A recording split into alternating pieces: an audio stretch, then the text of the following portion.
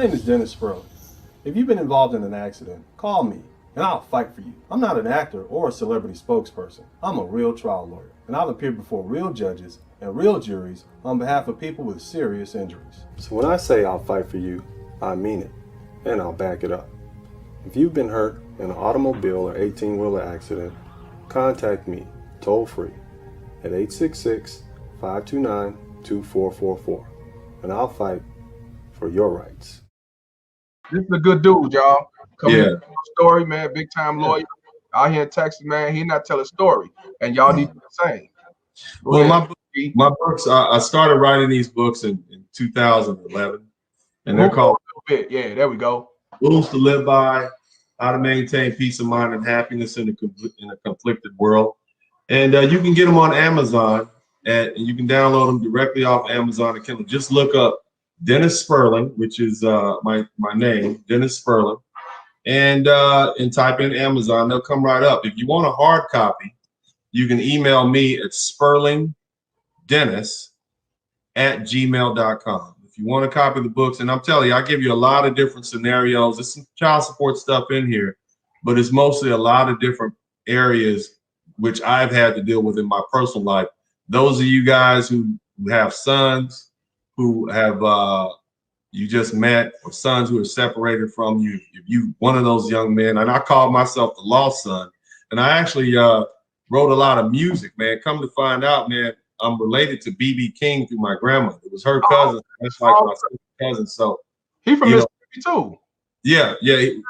Her name was Elmira King. He was B.B. King. They were cousins, and they all lived out in that area, And so come to find out, man, music is in my blood. So I end up doing 7 albums with Beans and Cornbread. They produced Slim Thug, Paul Wall. Okay. I actually have a track with Paul Wall from back in the day. It's called Grown Man Stuff, but that's not something I want to go into. But bottom line is that creativity allows me to be who I am. But the books, you can find them on Amazon. You can do the Kindle thing. They're very interesting. They're a wonderful read. You can probably read them in 2 or 3 days, but they're great for young men who have grown up, who haven't had their fathers. It basically deals with everything that we as Black American men have had to deal with in the past 40 years.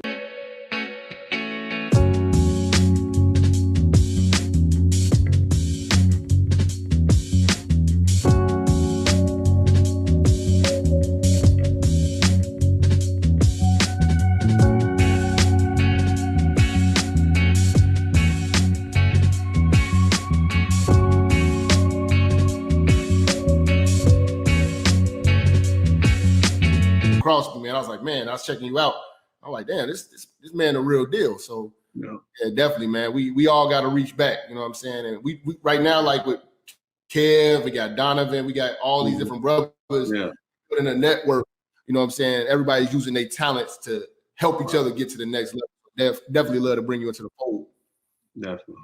You guys are amazing. All you guys, I just love to hear my Black brothers speaking their mind. I just want to hear you all say what it is that you want to say and speak on your behalf, because I know you're a little bit younger than I am, man, but hell, since the 1980s, all I've been hearing is Black men get bashed. They ain't this, they ain't that. We've had nobody to speak up on our behalf, so we've been told just to shut up and take it, be the strong, silent type. It's not manly for you to speak up. How dare you argue with these women, blah, blah, blah, even if what they're saying is outright lies and what we know not to be true. Even in our religious, whether it's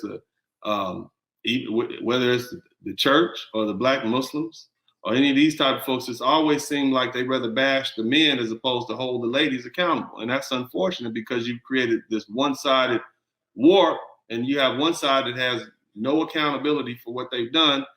And then now what? Look at where we are as a culture. Brother DeBell 5000 got a question. Is there any way for family court laws to change if men and real women push to change it? What's your thoughts on that? Well, I think the fact that you have more women being forced to pay child support and alimony is probably the only thing that's going to make them say we need to change these laws. Because as long as it was one-sided and it was men paying women for the past, I don't know how many years, at least since the 90s.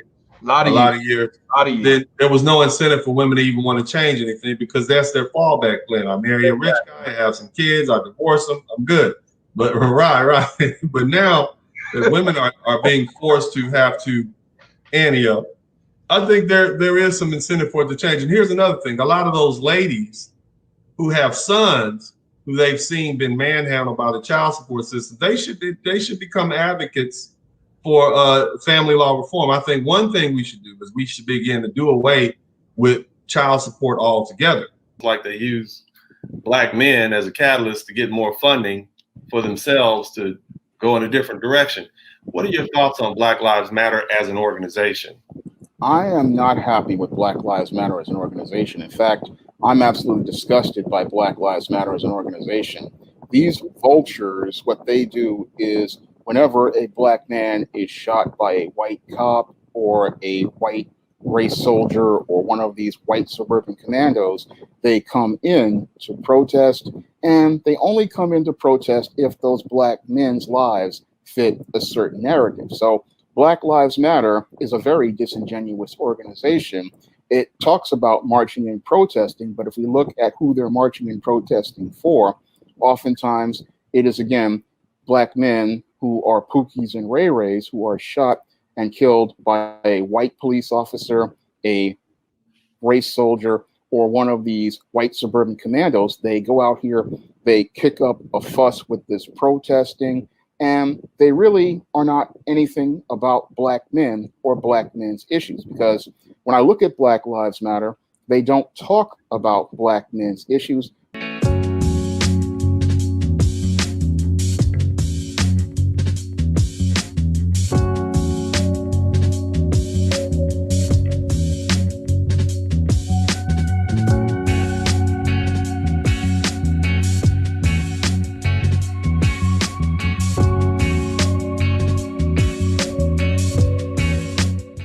Dramatization. After a car wreck, you may have to fight with a highly trained insurance company rep whose job is to knock your damaged claim down and out.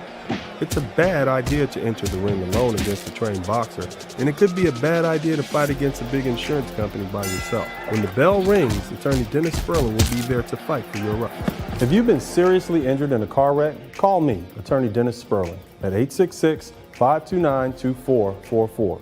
That's 866-529-2444.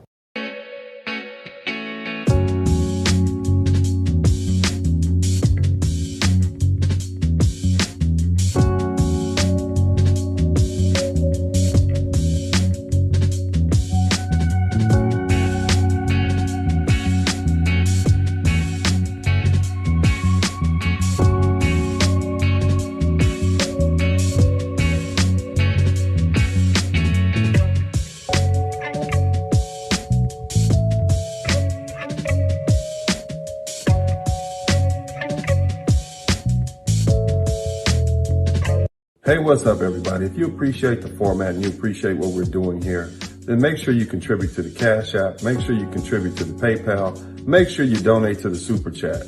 It's only you and your contributions that keep this thing going. Thanks.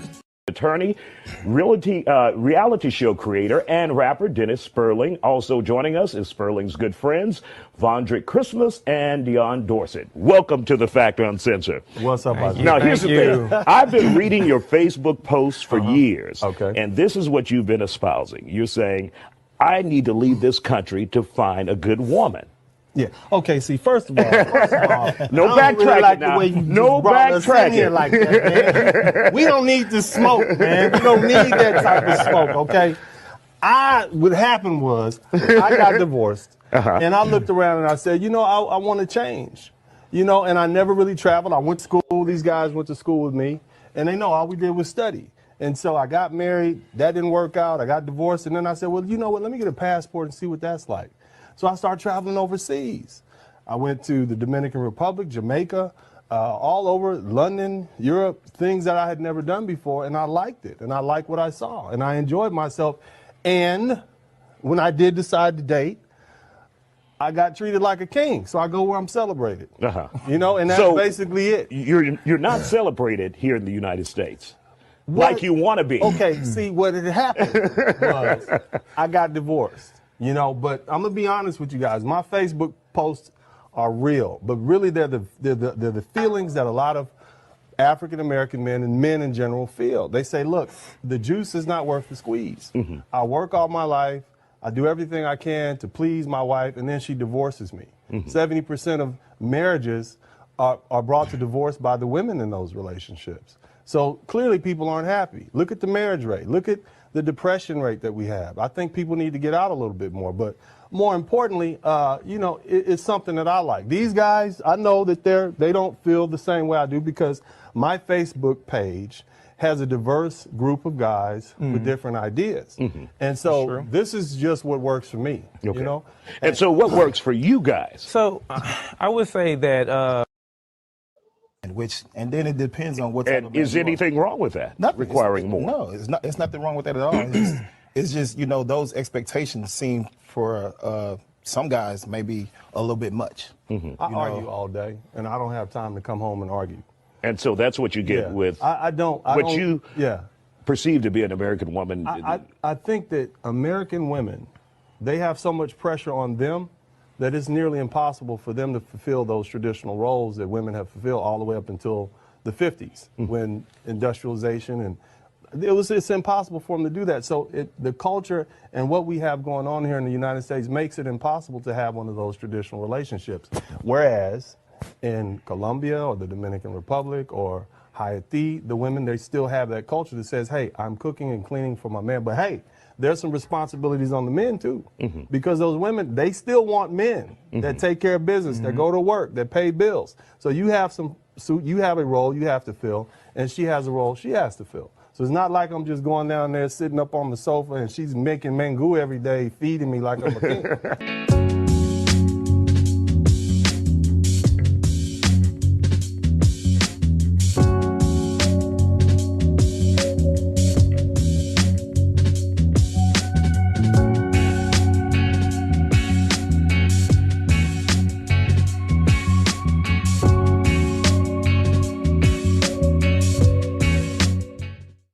You never get flack from, I hate to say it, man, but you're a successful brother.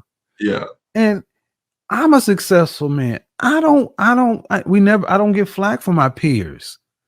I don't get flack from guys that are up here doing the things we're doing. Regardless of where the comma is, you tend to get flack from guys who are not where they want to be.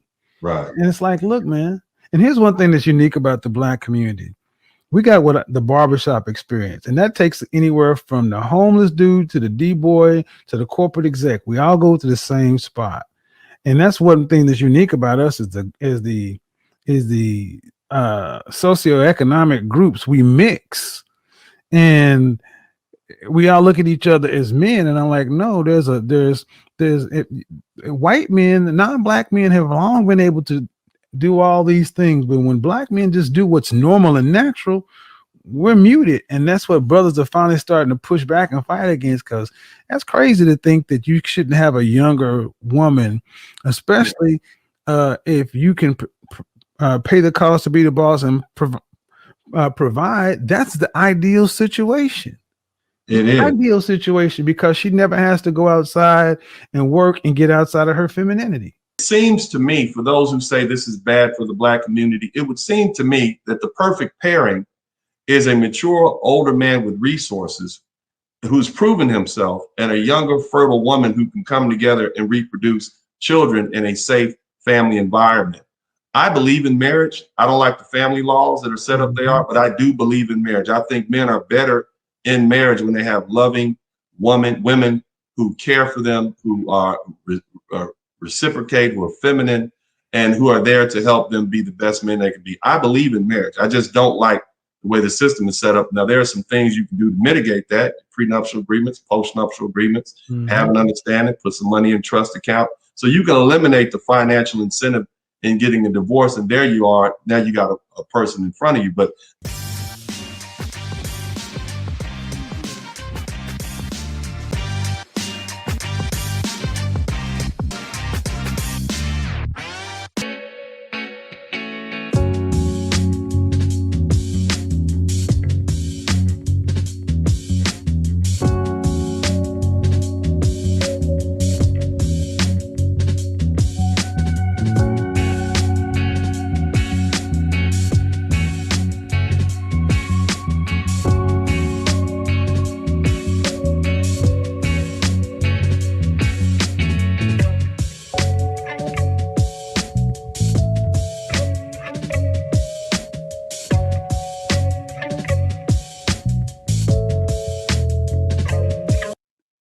I'm glad that we actually got a high value man. Shout out to Kevin Samuels. I'm not sure if you've been following the high value movement, but you know what I'm saying, you definitely would fit that description. I mean, a lawyer, you know what I'm saying, you went about it the right way. You're married. Unfortunately, the marriage didn't work out, but you got to do what you got to do. Yeah. And what you have to do is co-parent. And we hear the women all the time tell us stories about how I'm such a good, we co-parent good. It's always the women talking about it. You know what I'm saying? But you as a black man, high value black man, it's very important that you get a perspective and give the brothers the right advice as far as co-parenting. And it seems like that's been the bulk of your work, you know what I'm saying? Outside of the law, you know, you've been really pushing for co-parenting and just showing the dynamics of it and how it should work and how it can work in harmony. Because again, you don't have no ill will against your wife. You know what I'm saying? I'm not saying it on your show. You know what I'm saying? So you ain't cooking her. So I mean, it seems like everything, you know, you got everything copacetic. So talk to the brothers who may be going through a divorce. Well, who may be in a situation where, look, man, I had a kid with this woman and I got all these things going, but I'm trying to make sure I keep harmony for the sake of the kids, because that's who it's about. Well, let me say this, brother. I got divorced for a reason. Okay. And I, in the wake of that divorce, 5 years thereafter, I got myself what's called a baby mama. I don't know if you've heard of that, but life got real. I've heard of that. Have we heard of that, church? Yeah, it got complicated after that happened because the children were born under two separate circumstances. So I can pull from both of these, you know, to kind of explain, you know, what happened. Now, I would suggest that you never get a baby mama if you can avoid one, but it happened to me. But basically I think my point is you can't co-parent with everyone, period. If you weren't married to that woman, if you were married to a woman, hopefully you guys came to an accord at some point and you can use that as a foundation to begin to co-parent and do what's in the best interest of the child. Now, if you had one night where you turned up at the club and you just randomly met some woman and you have nothing in common with her and you don't know much about her and you guys have two different set of principles and understanding about how life should be and how children should raise, it's going to be very difficult for you to co-parent with that person. So is that the case with the baby mama? Probably so. Hi, my name is Dennis Sperling. I'm not a lawyer, but my daddy is. Yeah. If you've been hurt in a car accident, call my daddy. No need to scream and yell like a little kid. Yeah, no, my daddy will fight for your rights. Yeah, fight for your rights. If you've been involved in a car accident, call my daddy, returning Dennis Sperling. Hello, I'm attorney Dennis Sperling. If you've been injured in a car wreck, call me at 713-229-0770. Call my daddy. Hey, what's up, everybody? If you appreciate the format and you appreciate what we're doing here, then make sure you contribute to the Cash App, make sure you contribute to the PayPal, make sure you donate to the Super Chat. It's only you and your contributions that keep this thing going. Thanks. Understanding about life.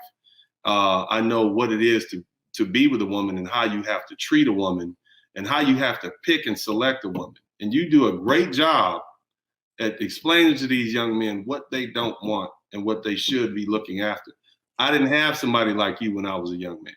You see, yeah. Do you believe in marriage, and would you get married again? I would definitely get married again. It would definitely be a different kind of woman. It would definitely be a woman not from the toxic culture that I was raised in. Okay. And so it's not a race thing, it's a culture thing. Okay. Let me say that again for the people in the back. It's not a race thing, it's a culture thing. I typically have only dated Black women, Black American women. I tried to date the Jamaican lady who ended up being my child's mother, but she was Black American in her culture because she was raised in the United States. Now, I'm not saying that there aren't good women out there, but what I'm saying is you're looking at a toxic culture that does not put the family first. They put the me first. They put the get the bag first. And so it's impossible to have a union with somebody like that.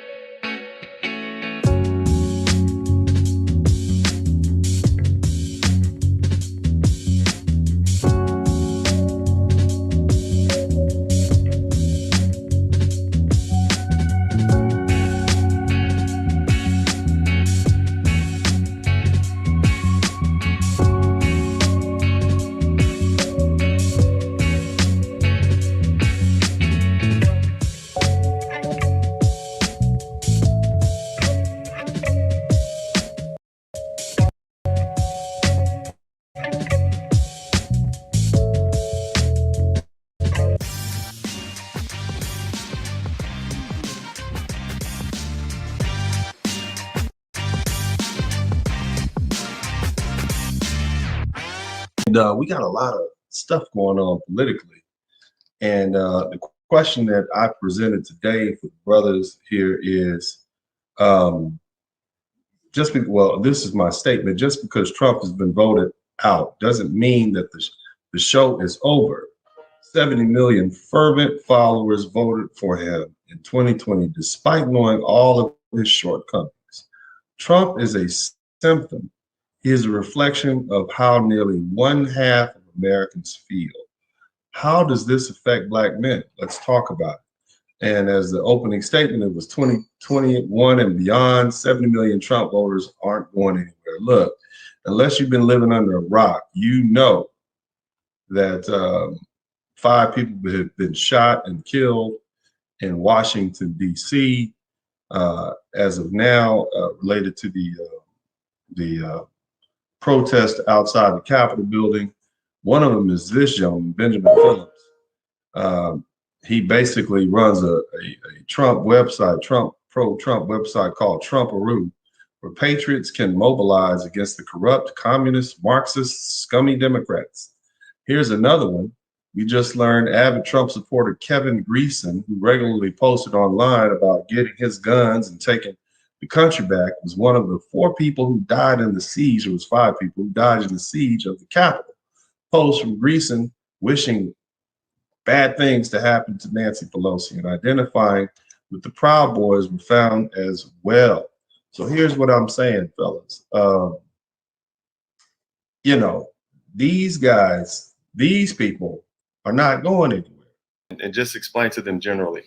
Well, the context of that video was me making a commentary on how people are not really looking objectively at your Donald Trump. And because they're not looking at him objectively, they are approaching him from a position, as I see it, of obsession. Because when I look at the way the Congress has been acting, I look at the way the Senate has been acting, I look at the way people on the street have been acting, and it's like they're not thinking critically or objectively about anything Donald Trump is about. They're coming at it from this position of this extreme emotion.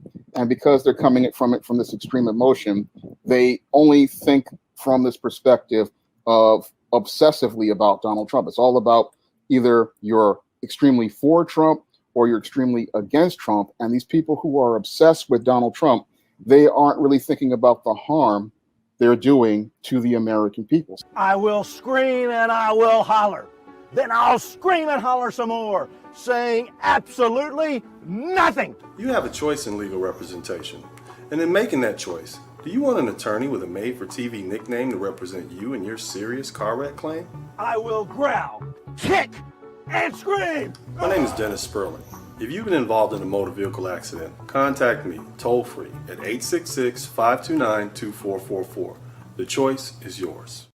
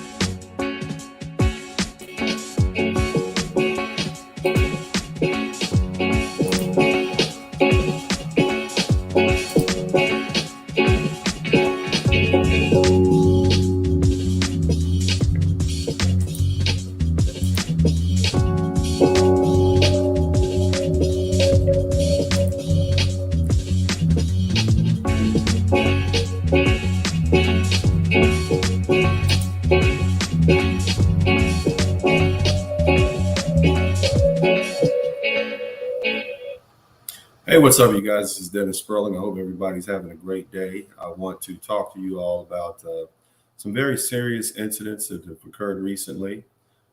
Some of you may be aware, some of you are not.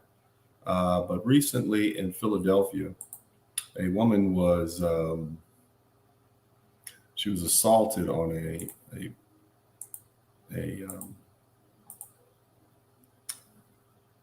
a commuter train, and the thing that makes this more tragic, and when I say, you can read the word right there, it says exactly what happened to her. But this incident occurred at about 10 p.m. in the evening. And it happened on October 16th, or the report came out October 16th, 2021. And the thing was, it took about 8 minutes or so. The entire assault took place over an 8-minute time period. The thing about it is, there were bystanders that watched the entire thing. Many even videotaped it. Now, and this is a report that I want to share with you guys, and it's a telling sign of what's going on.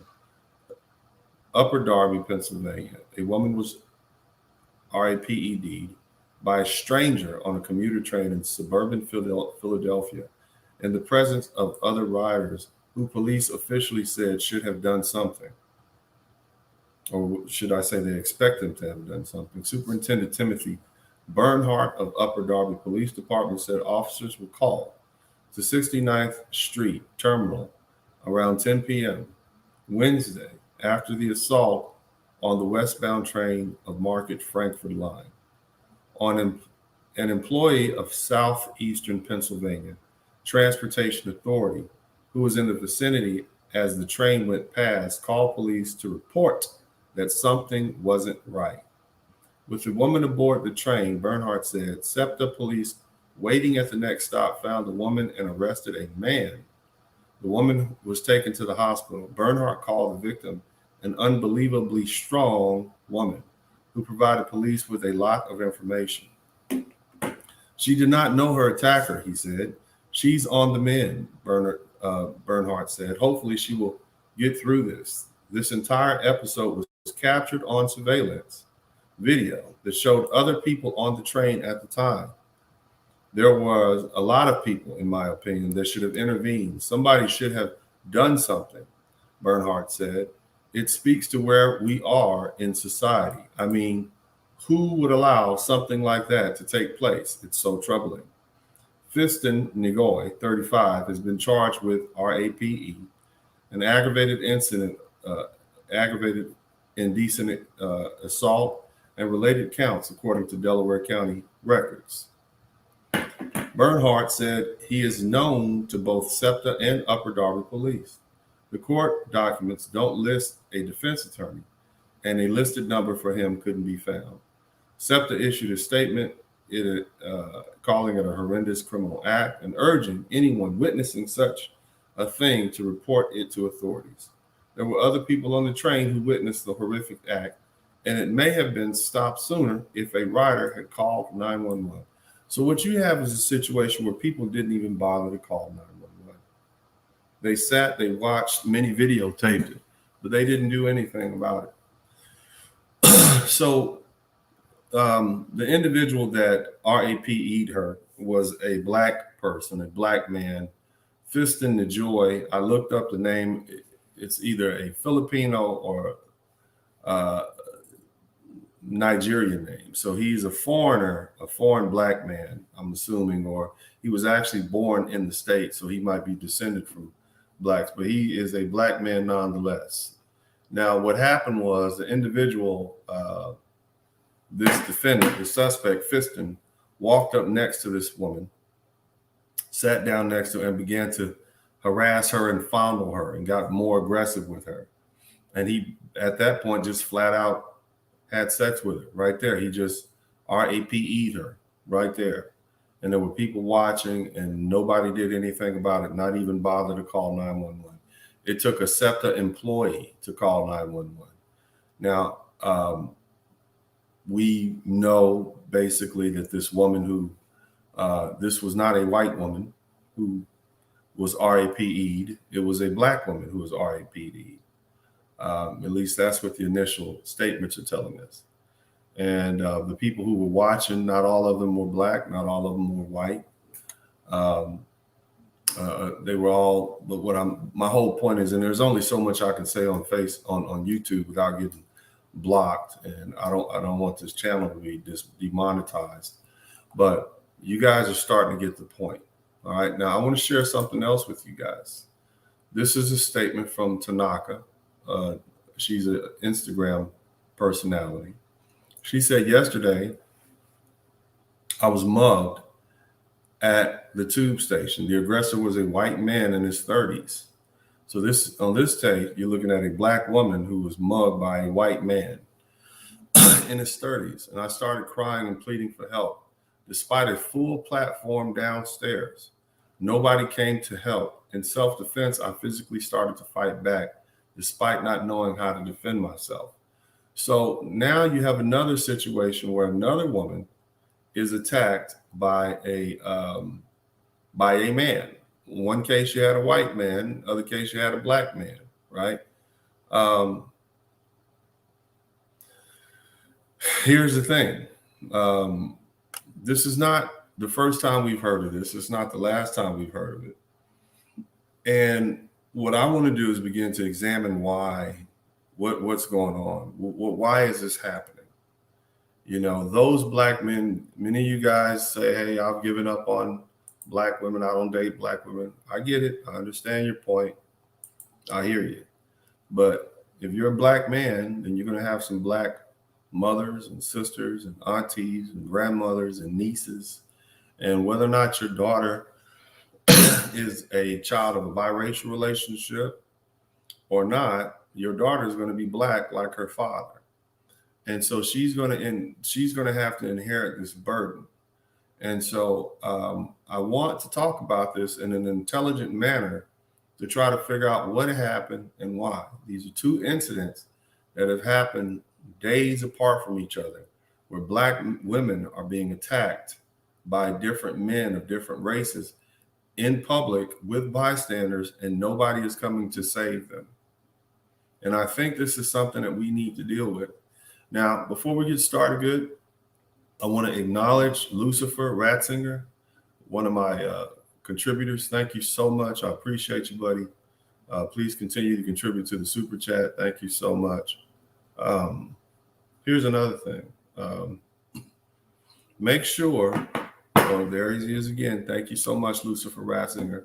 I appreciate you. He said women think that they're about to have more than men in survival of the fittest culture.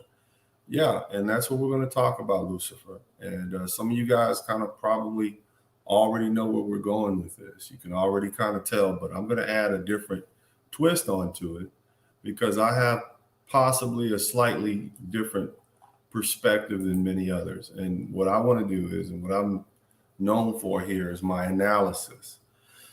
So what we're going to do is we're going to conduct an analysis of this matter, and we're going to talk about it in a very intelligent way. But in the meantime, I need your support.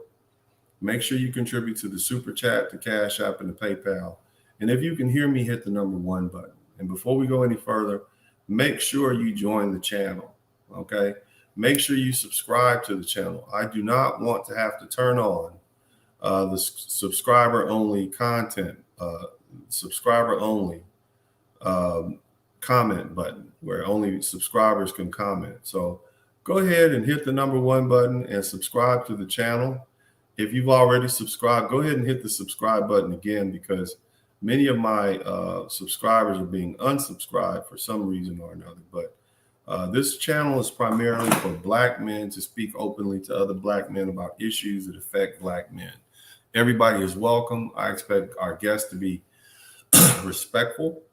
You know, I think that's the minimum we can ask, is that you be respectful and you don't come and try to shame black men about their opinions.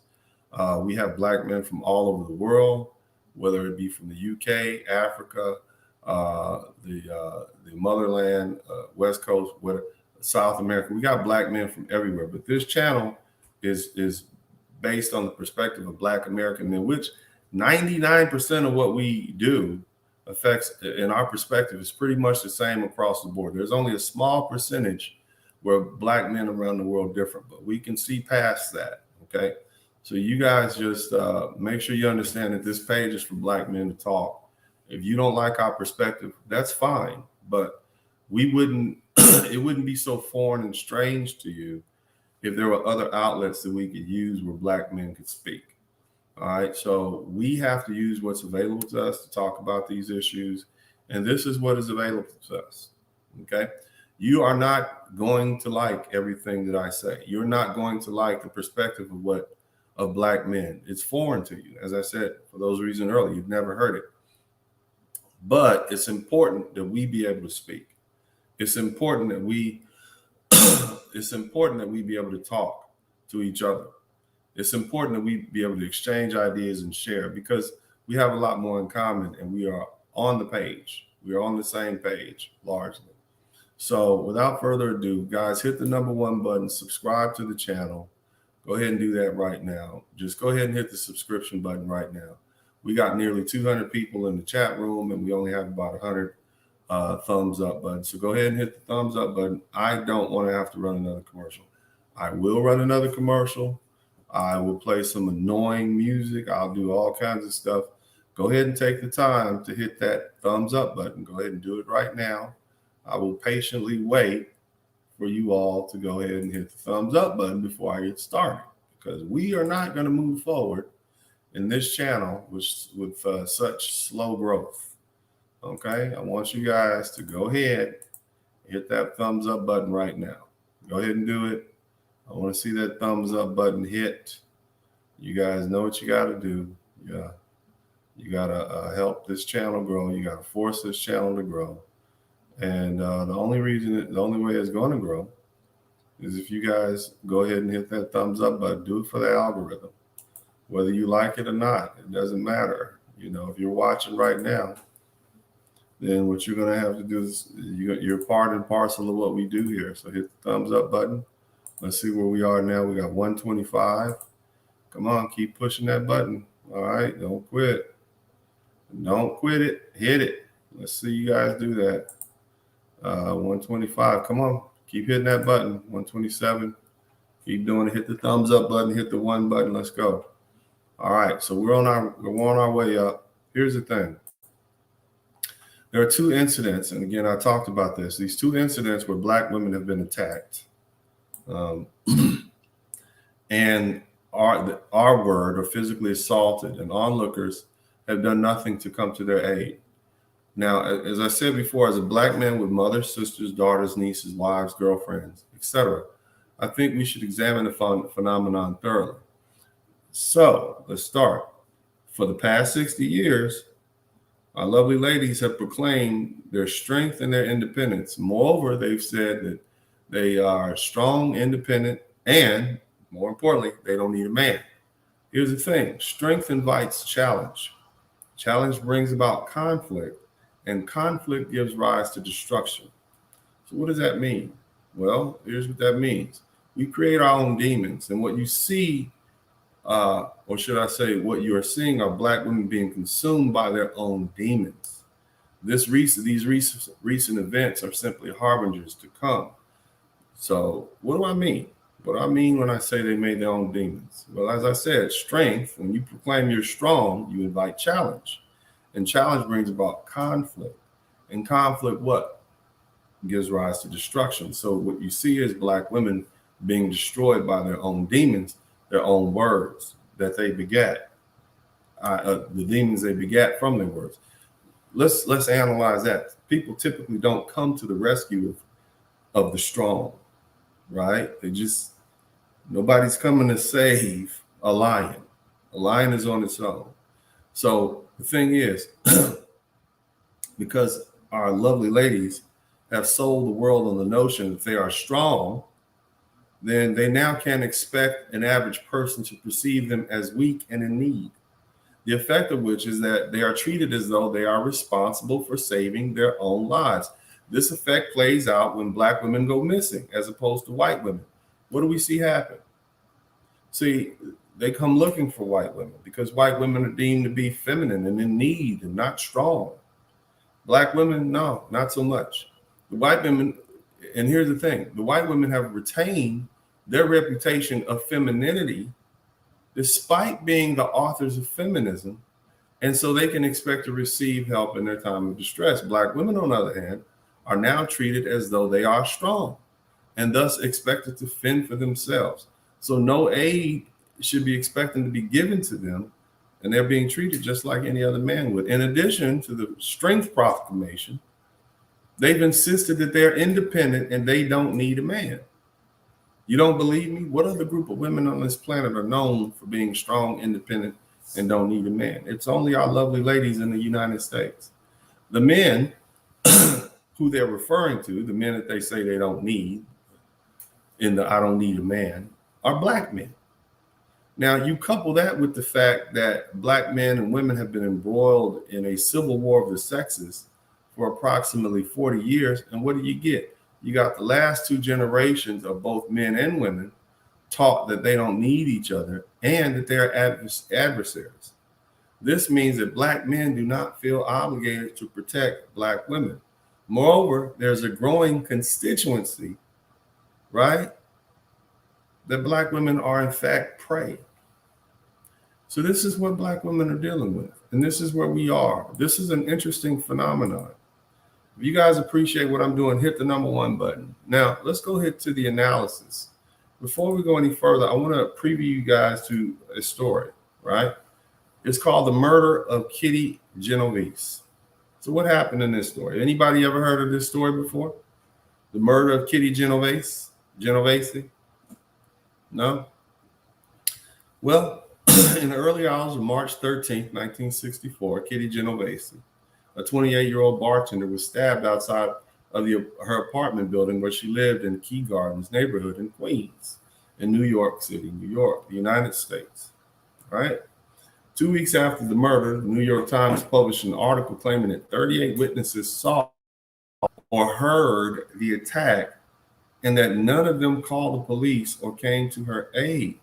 The incident prompted inquiries into what became known as Bystander Effect, or the Genovese syndrome. The murder became a staple of U.S. psychology textbooks for the next 4 decades. However, researchers have since uncovered major inaccuracies in the New York Times article. Police interviews revealed that some witnesses had attempted to call the police. Now, that was later on, but what we want to do is we want to examine this bystander effect, because there's a lot of red meat in here for us to go ahead and digest. The bystander effect, and that's what we're dealing with when you got women being attacked and nobody. Women in particular, I can kind of see past it if you got a guy being beat up or attacked. People typically just, men are kind of on your own. We kind of get that, right? But a woman, a woman of any group, the bystander effect or bystander apathy is a social psychological theory that states that individuals are less likely to offer help to a victim when there are other people present. So what is that saying? Basically, you're looking around saying, well, somebody will do something, I don't have to. Because invariably, people really don't want to get involved. And so that's what this theory is saying. This was first proposed in 1964. Much research, mostly in the lab, has focused on increasingly varied factors such as number of bystanders, ambiguity, group cohesiveness, listen to that, diffusion of responsibility, important, that reinforces mutual denial. The theory was prompted by the murder of Kitty Genovese, about which was wrongly reported at 38 bystanders watched passively. Recent research has focused on real-world events captured on security cameras, and coherency and robustness of the effect has come under question. More recent studies also show that this effect can generalize to workplace settings where subordinates often refrain from informing managers regarding ideas, concerns, and opinions. Now, what I want to do is I want to kind of slide down here and I want to kind of talk about this because there are some factors here that we need to analyze, right? Okay. There's a few important factors here, right? I want you guys to, you with me, hit the number 1 button. Make sure you hit the number 1 button if you're with me. Okay. And this is going to be kind of lengthy, but I think it's important because we want to have a thorough understanding of what we're doing here. And then also make sure you contribute to the super chat, the Cash App, and the PayPal. The bystander effect was first demonstrated and popularized in the laboratory of social psychologists in 1968, after they became interested in the topic following the murder of Kitty Genovese in 1964. These researchers launched a series of experiments that resulted in one of the strongest and most replicable effects in social psychology. In a typical experiment, the participant is either alone or among a group of other participants or confederates. An emergency situation is staged, and researchers measure how long it takes participants to intervene, if they intervene at all. These experiments have found that presence of others inhibits helping. In other words, more people around, less likely you are to help, often by a large margin. For example, in 1969, they staged an experiment around a woman in distress where subjects were either alone with a friend or with a stranger.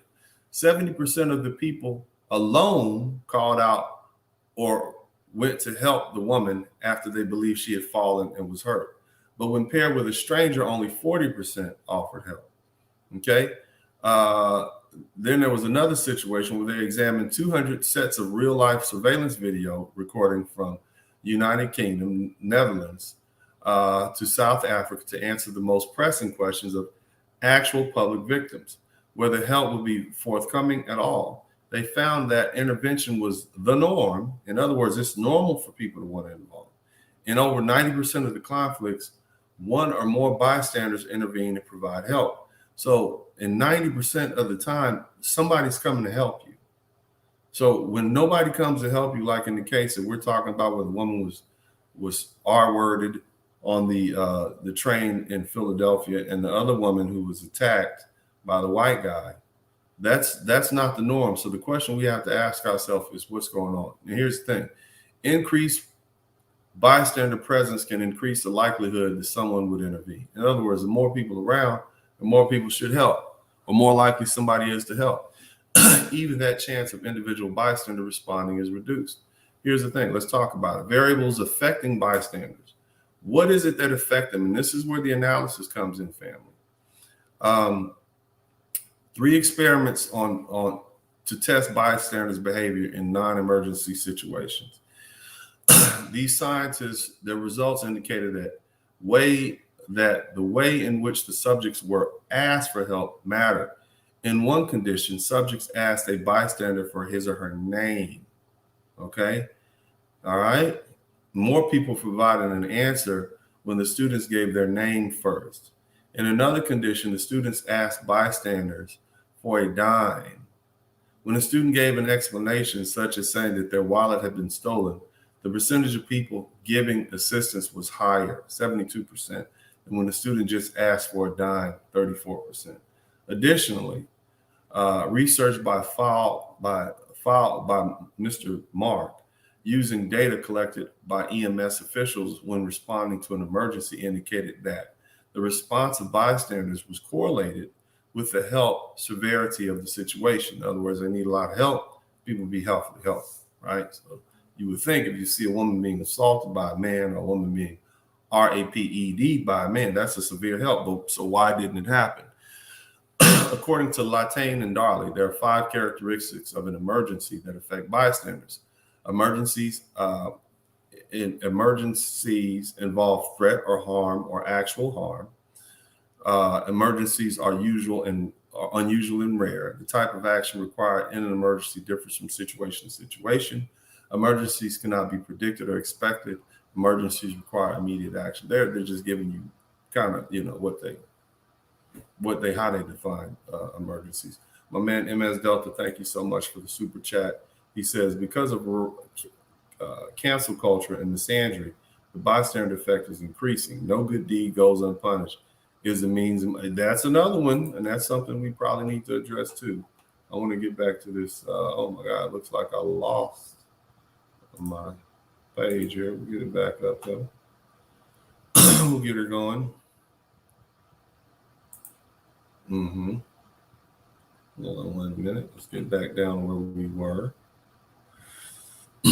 Again, this is long, and I appreciate you guys, but I'm laying the foundation first. I don't want to just jump into something. You know, I want to lay this foundation, right? So let's talk about this. Due to these 5 characteristics, bystanders go through cognitive and behavioral processes. For what is the first thing? They notice that something is going on. That's what happened on the subway. They interpret the situation as being an emergency. They probably did interpret the situation on the subway as being an emergency because they whipped out their phones to record it. All right. The degree of responsibility felt. That's an interesting question.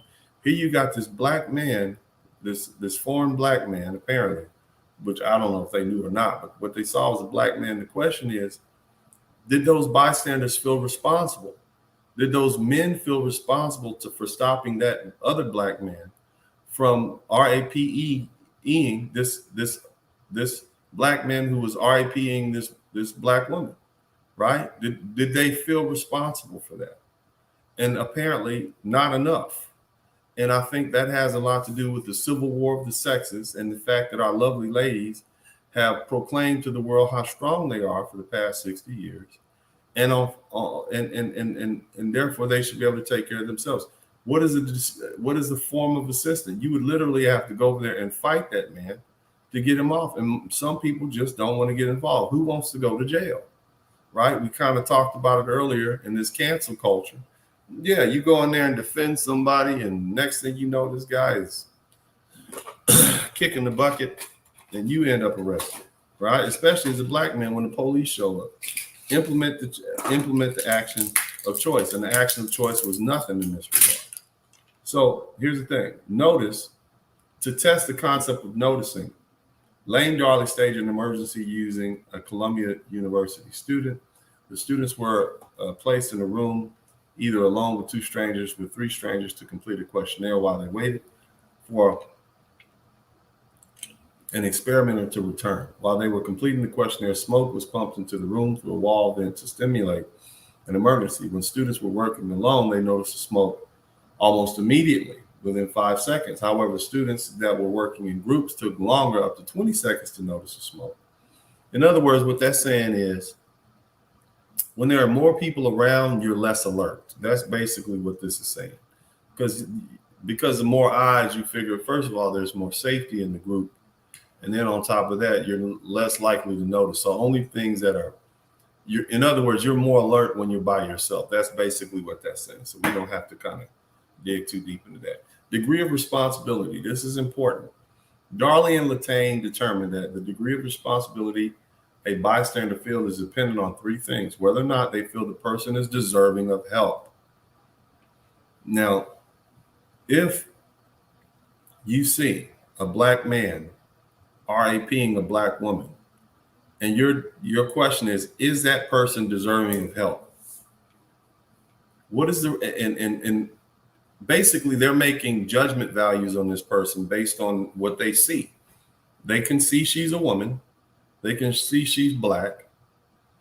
I don't know how the woman was dressed, but that would be a gauge as to what her economic status was. And you guys are saying, man, that shouldn't matter. It should be a woman that you go say. I get it. We don't want to get emotional about this. We want to look at it logically, and we want to use these factors. The degree of responsibility that the bystanders feel is dependent on 3 factors, according to what these psychologists say. Whether or not they feel the person is deserving of help, the competence of the bystander, the relationship between the bystander and the victim. Those are the questions. You black men, many of you grew up in relationships with your mothers who were mean to you, who were disrespectful. Many of you were disrespected by black women. Many of you suffered the disrespect now. In a world where you have our lovely ladies saying abort black babies, and now you're confronted with the fact where you see a lovely lady being physically accosted, you're going to ask yourself, does this person deserve respect? Does this person deserve your respect, your help? You don't know her from Eve. All you know is that this is a black woman being attacked. I'm not judging you. I'm just asking you to analyze Because we got to explain what happened, fellas. We got to explain what happened on this train where this black woman was sexually assaulted for 8 minutes and nobody stepped in. What were the bystanders thinking? Were they thinking she deserved help? Not to that degree. They didn't jump in. Here's another one. The competence of the bystanders. Did they think they would be able to deal with this man and not get hurt? It'd be one thing if you got a superhero with superpower. Yeah, no problem with him. But then you got this black guy who's sexually assaulting this black woman or this woman on the train.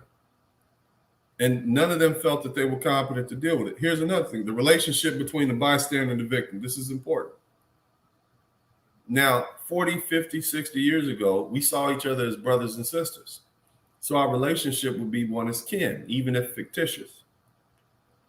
But now we don't see each other as brothers. Very rarely do you hear black men referring to black women as sister or them as brother. You're more likely to get the N word or the B word. That's what you get. That's what you get. Now let's go through that again. Whether or not she feels she deserves of being helped. Do strong people need help? Do manly men need help? No, they don't. They're on their own. By contrast, women who are deemed feminine and in need of help, like that white woman, this white woman, missing white woman syndrome, they get help because they got to be innocent, right? Because they're powerless. They're victims. And so people rush in to help them. We spend millions of dollars trying to find missing white women. When they go missing, it's all over the news. Black women go missing all the time. Nobody goes and looks for them because people don't feel that they're deserving of help based on their reputation that they have. See, their reputation, you deserving help. They look at the YouTube videos. They look at the attitude. They look at the masculinity in black women. I'm just telling you guys, this is obvious. This is obvious to me. What these people on this train saw, which was why they let that woman get RAPED. It's obvious to me based on what these women saw, what other people saw when they saw this young lady being accosted by this white man. These are two different incidents. They saw the same thing. They saw your reputation and they determined that you were not deserving of help based on who you were. Right? And then slide down here. Black men are not going to help you because our relations strip. Even if it was, and here's another one we want to analyze. Female own group preference. Invariably, there were women of other races on this train. Normally, women will come to the aid of other women. And this is not in this analysis. Women will come to the aid of other women. But what if a woman doesn't see you as a woman like her? What if she doesn't identify with you? What if she's a feminine woman who and she sees you as more of a man than a woman? See, the one thing women share in common is they all have that herd mentality, which is why they often are found in groups. They go to clubs together. They go to the bathroom together. They support each other. Women, as I say in my books, Rules to Live By, women are always on each other. They're always on each other's side, except when they aren't. In other words, in a nutshell, women side with each other. That is female-owned group preference. They will help each other out when necessary. So what happens when a bunch of women see a black woman being attacked and they don't do anything? That means that they don't feel that she is like them. She's not a woman like them. And you have to ask yourself, what have black women done over the past 60 years especially to cause for other women to see themselves as not like me? What have they done publicly? We know about the marriage rate. We know about their proclamations of being strong, independent, and not needing a man. We know about that. I think that has a lot to do with it. And I think there's no getting around that. Right? So let's continue. But these are important. So the degree of responsibility, we can say that the people on the train didn't feel very responsible to help out. What is ambiguity and consequence? What does this mean? It's another factor. Ambiguity is one factor that affects whether or not a person assists another in need. In some cases, high ambiguity, it can take a person or a group up to 5 times as long before taking action than in the cases of low ambiguity. In cases of bystanders determine that their own safety before proceeding. Bystanders are more likely to intervene in a low ambiguity, insignificant consequence situation than in high ambiguity, significant consequences. Suggests that ambiguous situations, bystanders may look to one another for guidance and misinterpret others' lack of initial response as lack of concern. This causes each bystander to decide the situation is not serious. What they're basically saying is, and they're determining what the consequences are going to be. The likely consequences will be if they jump in. Here they see a black man attacking a black woman on the train. That was the Philadelphia incident. Here with this lady, Miss Tanaka, they saw a white man attacking this black woman, basically mugging him at a station. These folks are trying to determine whether or not, what's the likely outcome? Am I going to get hurt? And so they're looking around at other people, and the other people are not moving because they're all trying to figure out whether or not they're going to get hurt. Nobody wants to fight with this black dude. Black dudes have the same reputation as we always have. What do they see as big bad monsters, big killers, right? That's what they see. Imbued with superhuman strength that only a bullet from the popos can stop, right? So nobody, when you see a black man doing something, you ain't really trying to jump in. That's apparently what happened. They didn't want to get in that, so they didn't do anything about it. Of course, they noticed it. That's why they took their video cameras out and recorded it. But this is what we're dealing with. This is interesting. They took their own safety. They didn't want to get involved. It's not like she just fell off the curb and somebody needed to go pick her up. Many people would do that. Here, you would have to fight somebody off of her. And this is what makes it so dangerous. When black women decided that they were going to be strong, independent, and don't need a man, you basically told the men who were in charge of protecting you, I don't want you, I don't need you, I got this. And now you're reaping what you sowed. These are in effect you being consumed by the demons that you created with your own words. You've been empowered into your own destruction. This is what we're looking at. And it's one of the laws of the universe that you can't escape. That's why I don't see anything changing in the near future. Because you got 2 generations of black men and women who are of this mindset. This is what we're dealing with. Understanding of environment. Whether or not a bystander intervenes may have to do with their familiarity of the environment where the emergency occurs. If the bystander is familiar with the environment, they're more likely to know where to get help, where the exits are. Bystanders who are in the environment in which they're not familiar with surroundings are less likely to give help in the emergency situation. They're on a train. It's not like they're in their backyards. They don't know who this guy is. I can get that. So if it was happening in their backyard, more likely than not, they'd be inclined to do something about it. Happening in their house, but this is in the public. This is on a train. I get it. And, you got an unknown individual. You don't know the relationship between the man and the woman. Nobody wanted to take the chance. There's too much ambiguity in it. I get it. Now, here's another one I want to talk to you guys about. Group cohesiveness is another variable that can affect the health of behavior of a bystander. What does that mean? If you are in the Dominican Republic, all of those people are Dominican. If you're in Colombia, pretty much all those people are Colombian. They have a cohesiveness in the group. So if something is happening, they work together. I was, had a bunch of girlfriends at one time and hanging out in the DR about 4 or 5 years ago. They didn't even know each other.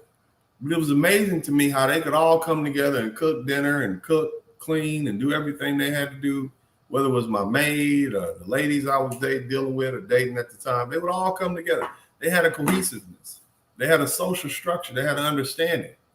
Here in the United States, if I'm on a train in Boston, I'm sorry, in Philadelphia, I can be on there with some white guys, some Hispanics. I can be on there with some black guys who are from the West Indian descent, African descent, and have absolutely nothing in common with anybody. There's no cohesiveness in that group at all, even though we all may be of one color or another, period. It's it, you know? So when we look at cohesiveness of the group, and all of them apparently were strangers, who knows? But the bottom line is the overarching group, there's no cohesiveness in it. So it's less likely that we'll respond. What I'm trying to say is that we here in America, we don't have a solitary identity. We don't have a solid, we don't have a group of beliefs. We don't even have a common ethnical heritage. We are different people. We are a hodgepodge of people slammed together for the purposes of making as much money as we can under the system of capitalism. What binds us, hopefully, or typically, as this country was created, was for the purposes of getting rich. That's what this is. That's United States is an engine for making money. If you can make money, you'll do well here. If you have a mind for making money, you'll be excellent here in the United States. That doesn't mean you'll fit in well in some of these other groups, these other cities, these other places where they have cohesive groups, and you got to fall in. Here in the United States, the only color that really matters is green, and how much of it you're willing to acquire and what you're willing to do for it. This is where we are. So when we look at the cohesiveness of the group, it's not there, right? Cultural differences. What does that mean?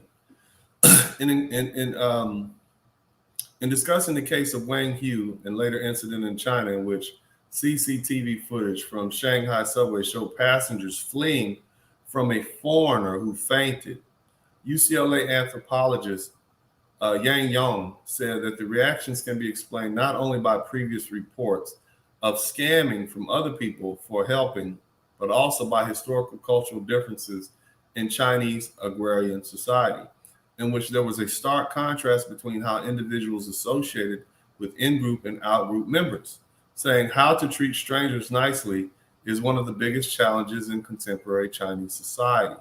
The prevailing ethical system in traditional China is based on close-knit community ties, kinship ties. He continued, a person might treat other people in the person's social group very, very nicely, but turn around when facing a stranger and a person might tend to be very suspicious, and whether people might take advantage of the stranger. In spite of this, Yan thought Chinese society was moving to more positive direction, with the younger generation having more inclusive values as a result of growing up in a more globalized society. What's that saying? What that's saying is you saw this black woman and this black man, you saw this, you don't identify, you got code, I'm white, I'm Hispanic, I'm whatever I am. I don't see these people as like me. We got cultural difference. I don't feel any kinship towards you. I don't feel the need to help you out. That's what we're dealing with. Okay. This is where we are. Before I go any further, big shout out to MS Delta. Thank you so much. Who else? Thank you so much for your contribution. I want to give another shout out to Kenneth Williams, and another big shout out to Leon 08. He says a little off topic, but I can this study be compared with hijacking planes and how the passengers react? Yeah, I don't know, brother. I couldn't, maybe have to research that a little bit more. But I'm going to go ahead and open up the chat room. Let's see what you guys want to say about this. But we're dealing with a phenomenon, and I don't think it's going anywhere. I think we are here with it. You know, I think, these lovely ladies have done something that's now coming back to bite them in the butt. You know, you can't make it in this world alone. Not the strongest man or the strongest woman can make it in this world alone. But you lovely ladies have decided that you are, right? The last issue I want to address is where it says Division of Responsibility. Darby and Lantane conducted research on diffusion of responsibility. The findings suggest that in the case of emergency, when people believe that there are people around, they're less likely or slower to help a victim because they believe someone else will take responsibility. People may also fail to take responsibility for a situation depending on context. They may assume that other bystanders are more qualified to help, such as doctors or police officers, and their intervention would be unneeded. They may also be afraid of being superseded by a superior helper, offering unwanted assistance, or facing legal consequences of offering inferior, possibly dangerous assistance. For this reason, some legislations, such as the Good Samaritan laws, limit liability for those attempting to provide medical services and non-medical service to emergency. In other words, they're afraid of the consequences. They don't want to get involved. So, for those of you guys who are late coming in, basically, we're discussing the situation where a woman was raped on a subway, or she was RAPED'd on a subway last week, and nobody came to her aid. The guy that RAPE'd her, I'll show you a picture of him. You can see him for yourself. He was clearly a black dude, and his name was Fiston Enjoy, or Enjoy. Okay, I don't know if I'm pronouncing that name. Enjoy. And you can see what he looks like yourself, and the presumption here is that he was assaulting a black woman, right? This is the cat right here. Now that is Enjoy this guy was born in the United States, but he is apparently of foreign birth. But nevertheless, he's a black man, and nobody knew that what his birth was. They just saw a black dude attacking a woman, and I'm 99% sure it was a black woman. And the question is why nobody came to her aid. On the flip side, you got this woman, Tanaka, who explained that I was mugged on the tube station. The aggressor was a white man in his 30s. I started crying and pleading for help despite full platform downstairs. In other words, plenty of people on the platform. Nobody came to help. So the question that I have for you, J Bones, and it's always good to have you here, sir. Why? I gave you some theories. We talked about the bystander effect. We talked about Kenny Genovese. So unmute yourself and tell us why. But in the meantime, you guys, if you appreciate what we're doing, if you're still with me, hit the number 1 button. Also contribute to the Super Chat, the Cash App, and the PayPal. J Bones, what are your thoughts on this? Hey, Uncle D, good morning. How are you? I'm great. How are you? Not bad at all. Not bad at all. It's a very interesting story.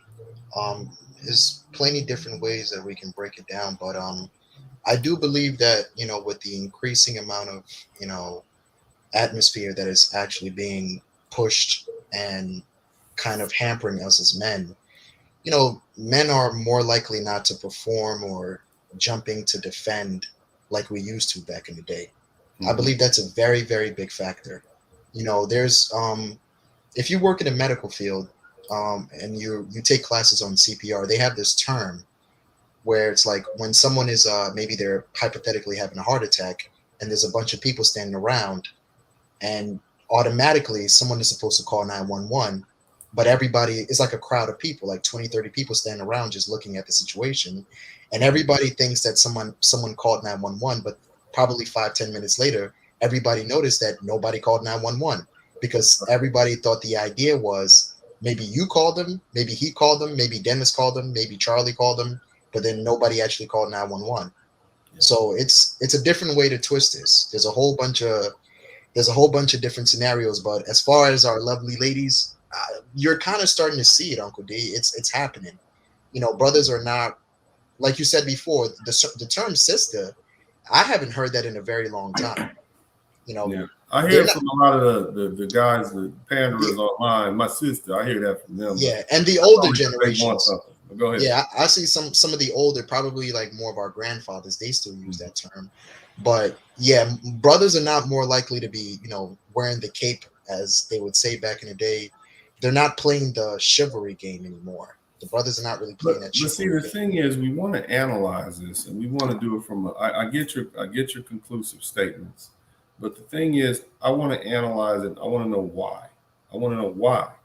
Okay, my question is why we are in a situation, you know, and we have to just kind of look at it. For the past 60 years, Black women have said, "I'm strong, independent, and don't need a man." What do you think the effect of them making that statement has been on those who've heard it, whether in the group or outside the group? What has been the effect of, and you speak for yourself because I know you're a first generation African brother, your parents over in your relatives, what is their perception of Black American women over there?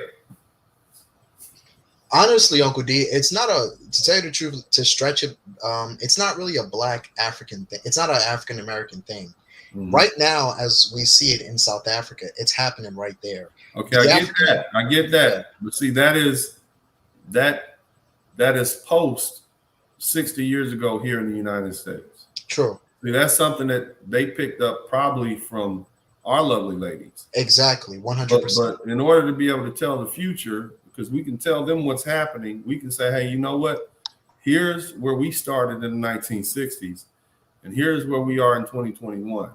You started doing this after the fall of apartheid. You thought you didn't need your man. And so here's where you're going to be in another 40 years. Tell them, and I'm asking again, what is the perception of strong, independent, I don't need a man? What does that tell the rest of the world? It basically kind of removes a protection away from the sisters. You know, it's kind of like when you were explaining that, you know, the image of Black women, ADOS women saying that they don't need a man, Black men don't mean anything to them, they're strong and independent. So pretty much the whole world kind of. Any other group of women in the world? No, being strong, independent. No, absolutely not. Even if white women kicked off the feminist movement, after the rally was over, they went back home and cooked dinner for their man because they knew where the protection lied. They knew that, you know, yelling and screaming would change something, but they still understood the assignment. The assignment that you're going to have to go back to Chad or Brad, and if something should happen, he's going to be the one to defend you. But only our sisters, they never got that message. They thought that this thing was actually going to work out for them. And I wish we had some women of other ethnicities here to come talk. What do you think? So you and I as men, we can only speculate. What effect do you think that hearing Black American women say, I'm strong, independent, and don't need a man, what effect does that have on Asian women when they see Black women in distress? The aggressiveness that we've seen play out on YouTube, the sort of vulgar, masculine behavior, the oversight. What effect has that had on the perception of Black women as to other women, the Black, Hispanic? I know you're dating a young lady, apparently Jewish lady, right? Yes. What's her? You don't have to reveal her name. We don't know who you are either. What is her perception? What is her perception of Black American women? Oh, completely negative. Mm-hmm. It's a completely negative effect. I mean, but give us some details. What does she say about their femininity on a scale of 1 to 10? Well, I'll give you an example. We met my junior year when we were at Notre Dame, and I mean, one of the things that she kind of, I remember she asked me one time, you know, about the idea of how the sisters in the community kind of push the whole narrative that they don't need a man. Right. And, you know, I was explaining to her, I'm like, well, that's something that they push. But a lot of the women, when you're around different cultures of women, they kind of see it as a joke. They see it as this complete buffoonery to say that, you know, you don't need a man around. They know the worth of having men around. They know that men provide, they protect. You know, if something goes down, she expects me to be there. You know, that's the whole point about being a man. And it's something that you can't, there's nobody can replace. Is it fair to say that this woman that you're dating, who is not Black American, and just be fair, you're an African brother, but you're not Black American per se. Is it fair to say she sees African American women as masculine and strong and independent? They often see them as kind of like how would you describe it? Like an alien from outer space. Okay, so under this theory here, they don't share any. Let me see what the word is. They don't see them as deserving. and they don't identify with black women. They don't identify with them at all. There's Right. no, if you really think about it, and Uncle D, I know you have experience being around Hispanic women. They automatically gravitate towards men. They do whatever they can to basically understand that they need men around. You know, they cherish men, they uphold them, they put them on a different plateau, they put them up on this pedestal, basically.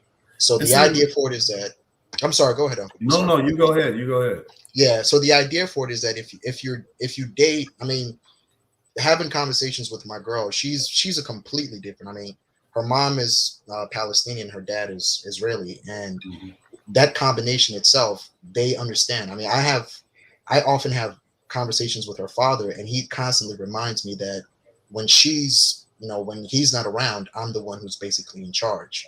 You know, so if something should happen, I'm supposed to jump in, I'm supposed to defend, and if there's any trouble, I'm gonna be the one to get the blame for that. All right, now I'm going to introduce you to a red pill concept, female own group preference. Women are nearly 5 times more likely to show an automatic preference for their own gender than men who are to show such favoritism for their own gender. According to a study in October issue of Journals of Personality and Social Psychology, volume 87, number 4, through 4 experiments of psychologists. This is a defense. So basically what that's saying is, you know how men laugh at other men getting kicked in the balls? We think it's funny. Men, we can sit up and watch other men hurt themselves all day. We think it's funny. That's why there's such a big appetite for MMA and these other things. So I say all that to say that women, on the other hand, don't see that. When you see a woman getting hurt, it's a tragedy. You see a man getting hurt, it's a comedy. The idea of a woman having her genitals cut off by an enraged, jealous ex-boyfriend, that's tragic, isn't it? Yeah. But the idea of a man having his genitals cut off, thrown Yeah, away, that's humorous, isn't it? Yeah, exactly. It's almost kind of like, if you think about it, Uncle D, it's kind of like the prison culture. Okay, You know, well, let me finish. I'm sorry, go ahead. So what we're doing is we're explaining to you female own group preference. Women prefer each other, or they will come to aid their own gender. So in a situation, J Bones, where you have women on a train in Philadelphia and they don't come to the aid of a woman, there are a lot of factors to consider, but also is the factor that they may not perceive that woman as their own. And you just explained through your the discussion that you had with, you know, your lady who is non-African American, and who basically she said, yeah, I don't, it sounds to me she's saying they're not like me. They're not like me. Is that fair to say? Yeah, 100%. They don't see, if you see other cultures of women, because of their, you know, natural feminine behavior, they tend not to see sisters as, you know, part of their group. They don't identify with them at all. Right, and that's the dangerous part. That, and I said earlier this. I said we create our own demons, and what you see is black women being consumed by their demons. This is a case of, you know, making the bed and lying, and you proclaim to the world, you know, through arrogance, I'm strong, independent, and I don't need him. That's ego talking. That's narcissism. I'm strong, independent, and I don't need a man. And you created these demons who are now coming back to consume you. That's where we are right now. And I don't see this trend changing. In fact, I see it intensifying. Hang in there for a minute, J Bones. We're going to go to Mel. And again, we're doing an analysis of this. There's hopefully you guys are not taking pleasure in this. This is not something that I consider. This is not a good thing, because you guys invariably, whether you are a black man who dates black women, married black women, or whatever, you still have relatives, your mother, your aunties, your sisters, your nieces who are black. In fact, when you do have a child, that child is going to be a black woman, and that child is going to inherit the same reputation. So it's important for us to think through this problem and see what we can do about undoing it if possible. So, Mel, what are your thoughts on this conversation? Very mixed, but because the situation you were just telling about the victim and stuff. I mean, I don't like seeing females in that situation, and yeah, it gets me pissed off. You know everything, like but also too, like when it comes to our women and stuff like that, you see what we go through. They made a choice, and it was a trade off. You want to be strong and independent. You say you don't need no man. You ran most of us out of our own homes, and then want to say every man is this that when only a small percentage of us is actually. I get that. I get that. But see, now we're beyond that. What's the effect? That's what I'm about to get to. Yeah, Yeah. you see, that's part of the whole effect. When you see when they actually recycle a small percentage of us around, the ones that's constantly dating and procreating with, and expect the large percentage of us to be cleanup guys, and we still get treated like trash. This is one of the after effects. But because that's a subject, that's a broad subject that we deal with all the time here. I know. But my thing is, I'm asking you, now we are in a situation where the chickens are coming home to roost. And it seems to me that 60 years of proclamation that we're strong, independent, and don't need a man has led to, well, see, they thought maybe we were the only ones listening, but apparently the rest of the world is listening. The rest of the world, as MS Delta says, I work in a multicultural environment. Women from other cultures see Black women as strong, yet mean and stubborn. They fear Black women and will work with them, but not socialize with Black women. However, they like and are curious about Black men. So what this is basically saying is that women of other races see Black women as not of their own, not of their kind. They're not going to run and come save you because they don't see you as being their own gender. We're trying to explain why the women on this train didn't come to the aid of this woman, this Black woman being raped by this suspect here. We want to explain, we want to understand that, and we want to get it in definitive terms. Mel, why do you think those other women didn't come to the rescue of this Black woman being raped on this train, or this lady being mugged by this white guy? What are your thoughts? Just like you said, yeah, they preach around how much they not just they strong, independent, and everything, but the masculine attitude, the sassiness that even they take it out on other women, other ethnicities, despite even the jealousy, because they know how they know other women, other cultures, ethnicities know how to attract us as men. They value masculinity and other, but our women, our Black women really don't. And this is the after effects. We got other ethnicities that's like, they starting to realize what us men going through. They sort of feel sorry for us. We're sorry that you're going through that with your own women and stuff. Yeah, like, and you I know you definitely you with that. I wouldn't put too much. I wouldn't put too much stock in the charity of women in general. What they see you as, what they see you as is a commodity. Women who are of lower social status in their own groups can come to the Black community and get one of the top 10% of Black men. You see, the type of white man, the type of white woman or Hispanic woman or Asian woman that Hispanic men, white men, and Asian men want are not the type of those different characteristic women that we want. A white man might not want a big, thick white girl, even if she is fine. They like the slender look. Asian men, let me finish. The Asian men like the palest of pale Asian women. And Hispanic men, even they like the Hispanic women that look more white, look more European.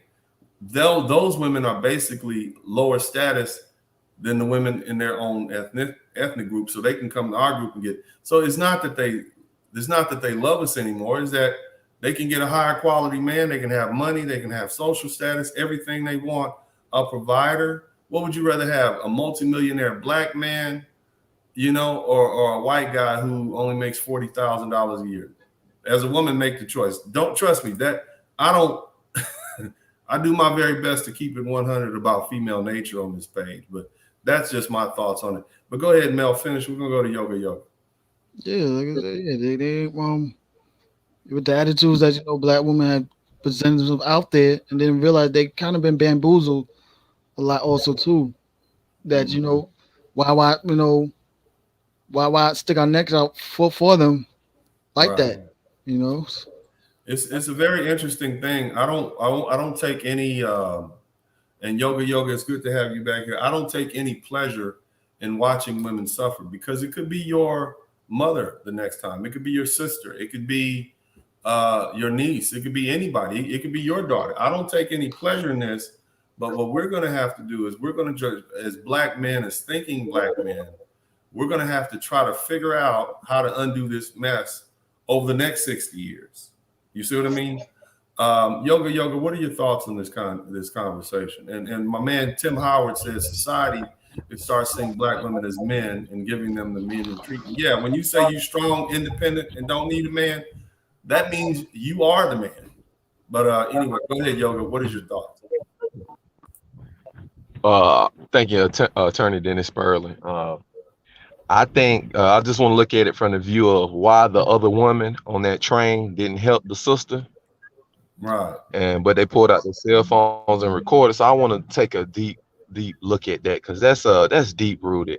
Because how women get up and battle and voice for other women. We see women on TV voicing political views for the dominant class, and we scratch our heads as brothers and say, why do they do that? They fight for those other people like that. And so if all women will fight for their women in the public, these other women in the public, but they see one of all women getting raped on the train and all these other women don't do anything of the other ethnicities, that tells me that they look at all women as a type of tool, or the same way they did when we was in chattel slavery. Like, your role is to clean up, take care of the house, and service the master, and to take the beatings or to take the punishment, because women are so tied to each other, that feminine nature that they have. They protect each other when the other one is wrong. They lie for each other. So for those women to let the sister be raped, they're saying to all sisters are looking at them like they're allies, but they're looking at all sisters like, y'all are just the tools that we need to move a political point or to get some attention. But when it comes down to it, they circle their wagons and they put our sisters on the outside. So it's a wake-up call to our sisters, like, those are not your allies. Are you familiar with the term female? But that's my view. Are you familiar with the phrase female-owned group preference? Yes, I am. All right, what's your take on that? So that action on the train is contrary to that, because other women would scream, they would try to do something no matter what the color of the woman would be. So apparently it does matter, because these women didn't see that woman as their own. Same situation with the lady who was apparently mugged by somebody on the train in New York. They didn't see this woman as their own, or at least that's one fact. That means they view her as a woman. That means they didn't view her as a woman. They looked at her as like a eunuch, like something like that. Right. So we got to look like they looking at. You said it. I hit it though, Dennis. I hit it on the head now. Listen, Yoga. You said it yourself. They saw her as a tool, like back in slavery. Yeah, as a eunuch, like sexless. Like, when we need you to be for a feminine role. You said it earlier. I'm just trying to get you to dig that out of there. You said they see her as a tool, just like in slavery. Yes. Now let's go, but no, listen, because I want to get this out of you, because you said something and I want to get all of that out. Back in slavery, white women would watch black women get beat all the time, right? Why didn't they intervene? Oh, because they used that when they needed to against the slave master to say, well, we need to abolish this, or you're bad, or this and that, when they couldn't get what they wanted material from the slave master. They kind of use it against them. Let me ask you in a different way. But before I do that, we got somebody named Workflow Dre. Uncle D, got to let the guests answer the questions. Sometimes you kind of lead them to your answer you want. What I'm going to do is I'm going to put you in timeout, because I told you guys before that the whole point of me doing this is to question people. I'm not going to let people monologue.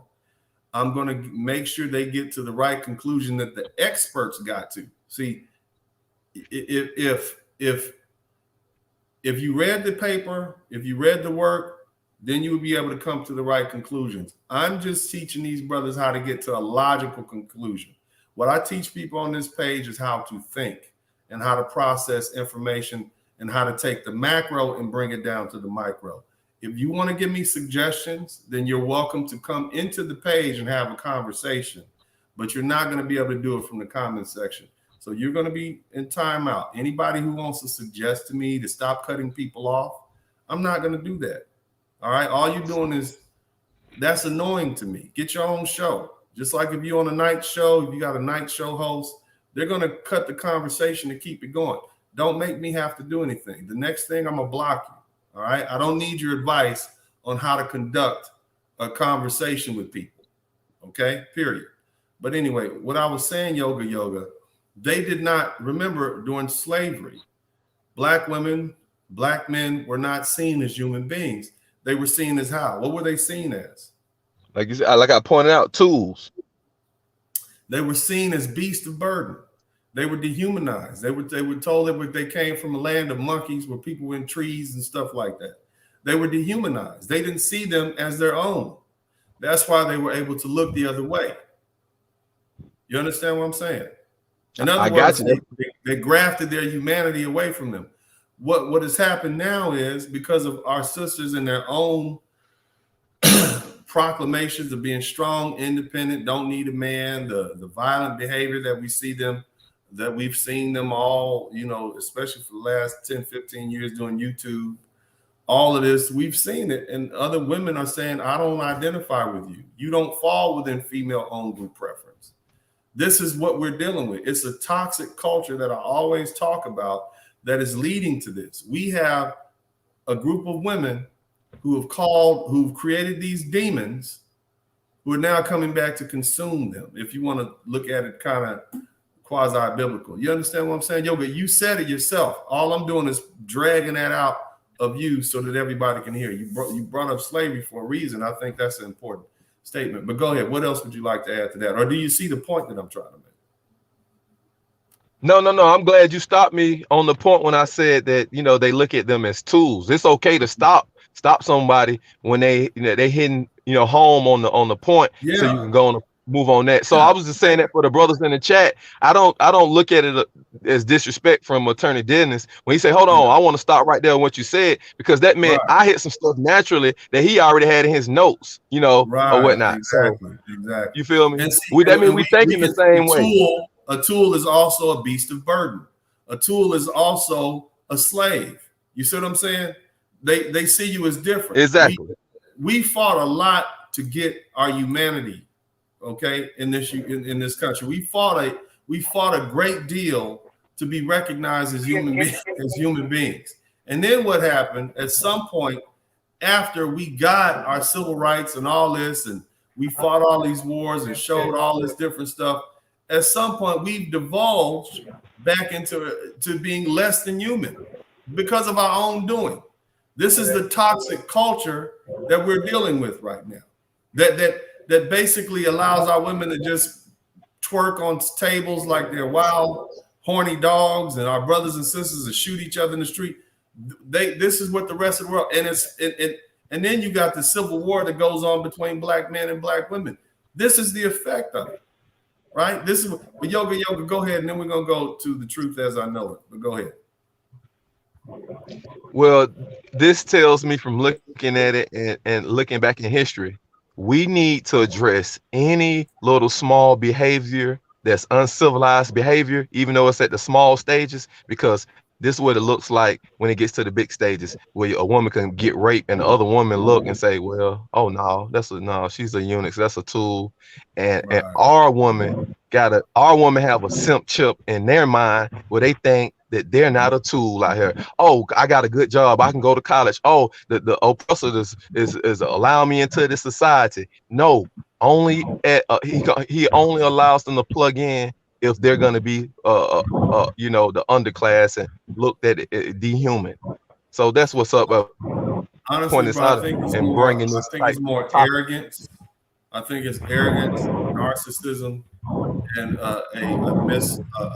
it's partly our fault too, because we've led them to believe that they can do no wrong and they're goddesses even when they're not. So We need to begin to tell these women the truth. But anyway, thank you so much, Yoga Yoga. The truth as we know it. What are your thoughts on this conversation, sir? Yeah, it's a stark conversation, very dark and demented, but not in some fictional way, but in a nonfiction way, because this is a real life horror story. And I'd like to see the video of what happened on that train to really get the details. But when it comes to black women and this, strong and independent, I don't need a man. Let me interrupt you one moment. Black Rock said it's not our fault. Yes, it is, because we've been lying to these women. We have been the simps that have lied to these women, and told them that they can do no wrong for about the last 40 years. All to do what? All to get the draws, all to keep them happy. We have not stood up like men and been honest with black women, black American women. And so because of that, they are now living in a very delusional world. They got to the point where they thought they didn't even need us, when in fact their very survival depends upon us. So we're at fault too, brother. We haven't been honest. We have not been honest. We've not been brave enough to be honest with these women. We've been too nice. Okay, we confuse being nice with chivalry, that sort of stuff, and we failed. Somebody's mic is. But go ahead, Truth. I want you to finish. Okay, somebody's mic is making a lot of noise in the background. I got that. Just go ahead. You go ahead and finish. So, I mean, really about this being too nice, as really speaks to what I'm saying, is that you've got this real life horror story. And for far too long, black men, either we've been naive, we've had the wool pulled over our eyes, or we've just been too nice, or we did just want the draws and we didn't want to really state what we really thought. Yeah. Well, part of that is on us, but another aspect is. Now, I'm going to ask you this. So you brought up something. Now, I use the term nice in place of another word. You said what? Now, why haven't we spoken our mind? Well, I think a lot of it has to do with being naive and not having all the information. You don't think we knew that this woman who's 320 pounds is not attracted to us, and we got another side chick just because see, I don't follow. What do you mean? We just have to accept the fact that we've been lying to these women because we're scared to tell them the truth because we don't want to deal with the repercussions. I think that's part of it, but I think more than that, I know, like for myself, I would tell women what I thought, and they didn't care. So they didn't care, so I couldn't care. I knew I couldn't do nothing. Did you make her suffer the consequences of her not caring what you thought? Yeah, of course. I just pulled out. I pulled out. Go ahead. Yeah, because I don't deal with if I can't deal with you on my terms, or we can come to a win-win agreement, then we're just not going to have any agreement at all. So I just kind of pull out of those situations unless. And here's what happened, True. You sound like a very intelligent, hardworking man. All she's going to do is run to a Pookie and Ray Ray, which represents a small percentage, and he'll give her what she needs. And 9 times out of 10, that's a baby. And that's what they want. And that's the most frightening part, because that's what they want. So, you've got what's his name? The comedian Dave Chappelle, and they're talking about gender fluidity. And this gender fluidity is a very real thing, because within the gynocracy, within black women, like a pair of white men go with white women, Asian men go with Asian women. But in the black community, black women don't go with black men. Black women are almost their own gender. It's not labeled as such. But you could see it in these trans commercials. Have you ever seen that Serena Williams commercial with Nas, where you got trans people hanging out of the windows in this Nike commercial? Oh yeah, Google it. Crazy. A lot of the trans community adopts the aesthetics from black women. They wear the weave and the mannerism, the speech patterns. So you could kind of see how black women are starting to become their own gender. They're not labeled their own gender, but I think in a very real way, black men and black women don't go together like other demographics. And I think a lot of that is because that's what black women want. They put it in their feminist literature. They tell you they're strong and independent, and then they actually follow through with having all these kids out of wedlock and leading the nation and in single parent homes. And so this is like a real horror story. So when I'm listening to what you're saying, I think what you're saying, you're using very strong language, appropriate language, respectful language, but you're saying things like unearthing this horror story, this monster behind the curtain that for far too long we haven't wanted to look at. What are we gonna do here? Like, what's the answer? You and Jay Bones are here. There was one other brother that was here, but actually, before we get going good, I'm gonna run a quick commercial. You guys make sure you contribute to the super chat, the Cash App, and the PayPal. And we're gonna come back with Jay Bones and the Truth, and also Vintage Negro, and we're gonna get answers. I want answers. What's the solution to this problem? Hey, what's up, everybody? If you appreciate the format and you appreciate what we're doing here, then make sure you contribute to the Cash App. Make sure you contribute to the PayPal. Make sure you donate to the super chat. It's only you and your contributions that keep this thing going. Thanks. The only time black men are allowed to speak is when it benefits others. So hey, this is your opportunity to speak. I want to hear from you. And if you want to make this voice louder and clearer, then what you need to do is contribute to the Cash App, the PayPal, and the super chat. I appreciate you. Hey, if you're enjoying the content here at Dennis Sperling Unfiltered, make sure you support it by sharing, and subscribing to the channel. And also, hit that little notification bell in the corner so that you'll get notice of each and every one of our live feeds. All right, Vintage Negro, it's always good to have you here. You kind of came in late, but that's okay. I need answers. I need you to give me some answers. You've heard everything. You've heard people discuss what's going on here. It seems as though our lovely ladies have made a bed. Now they're being forced to sleep in it. As Malcolm once said, this is chickens coming home to roost. As I said, you create your own demons, and these are black women's demons coming back to consume them, to the detriment of our black daughters, our nieces, our mothers, and any other woman that we are in charge of who's black.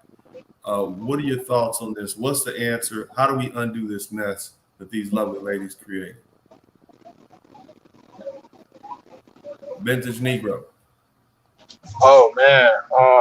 Can you hear me? Yes, sir. Can you hear me? Yes, sir. Okay. Well, yeah, I heard you said. I really don't have an answer for that, man, because it seems like it's so embedded in our women now that I mean, really, I don't know. I mean, and I'm being honest, I really don't have an answer on how we change something that's been going on. But well, here's the thing: on the path that they're headed towards destruction. I mean, you got black men marrying out. Black men, I think it's now, a couple of years ago, it was 51% of black men are single without children. Now it's up to 57%, according to this 2019 Pew report. I'm sorry, 59% of black men are single, no children, not getting married. That is not a sustainable number for a black population here in the United States. When you got 59% of the men who rather die alone than get married to their women, that you got another generation and it's over. You got 50 years left of the community that came up out of slavery, that created all these black colleges, that had all these towns around the United States that came up with jazz and hip hop and all. That's a wrap. You got about 50 years left. You see what I'm saying? So you go ahead and try to come up with a solution, because otherwise you're looking at your own self-destruction. There will always be African people on this planet because we represent 2 billion, but the specific culture that we call ADOS or FBA is going to disappear. So either way, thank you so much. Jay Bones, I need an answer. How do we fix this problem? Uncle D, if I try my best not to lie to you, because we're always in court, but I can't give you an answer, because Truth said something very interesting. He said that the sisters are identifying as their own group.